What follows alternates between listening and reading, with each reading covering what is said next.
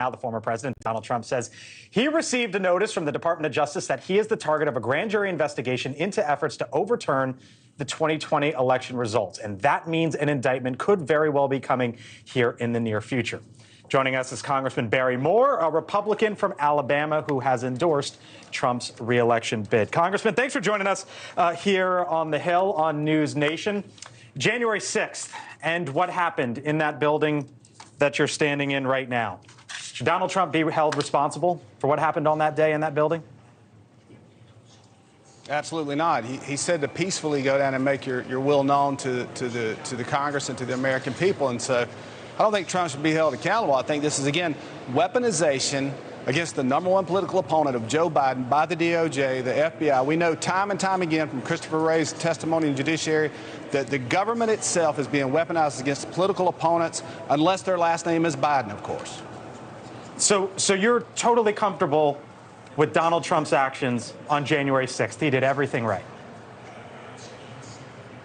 Totally comfortable with Donald Trump's actions. I tell you this, it's not about Donald Trump at this point. It's about the American people, the voice. And when I'm in the district, people want to have an opportunity to speak up. Something about the left in this country and the progressives, they are terrified of Donald Trump. And for some reason, the man gets 74 million votes, and somehow he's the villain. I mean, impeached twice. I mean, we heard today in committee, they were talking about all these charges against Donald Trump, how he's been indicted, and yet nothing against the Bidens. The laptop case with the FBI.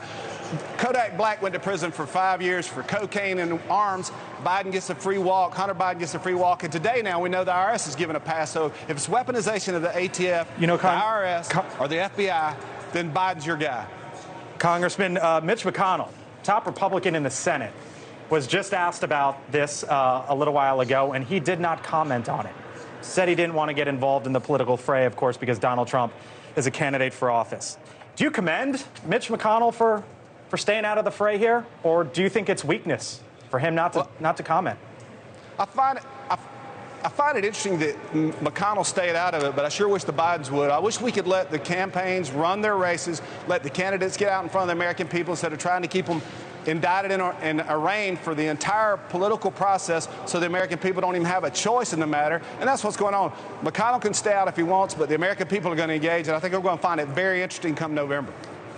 So here's Matt Gaetz, one of your colleagues, Republican. He did he's got a podcast, and he wants to defund Jack Smith's special counsel. Here's what he said, quote, "The House of Representatives needs to take action to defund the special counsel's investigation immediately." The congressman goes on to say they are attacking our democracy and engaging in election interference right now. Is that legislation that you would support, defunding a special counsel investigation?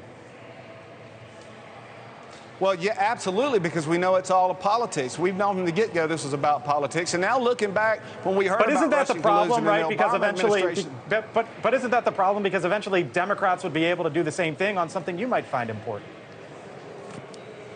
Well, the Democrats are doing that very thing right now, and it's called an election, and they're interfering all the way across the board from Russian collusion till today, and the arraignment that Donald Trump's going to have to go through in the next couple of days because of this Jack Smith investigation, right up before an election, and then they raid Trump's home 90 days before the last election in the midterm. So this is about politicization of the FBI, the IRS, the ATF, and all the above, and the American people see it for what it is. And I think, again, like I said, I think it's going to backfire on the Democrats.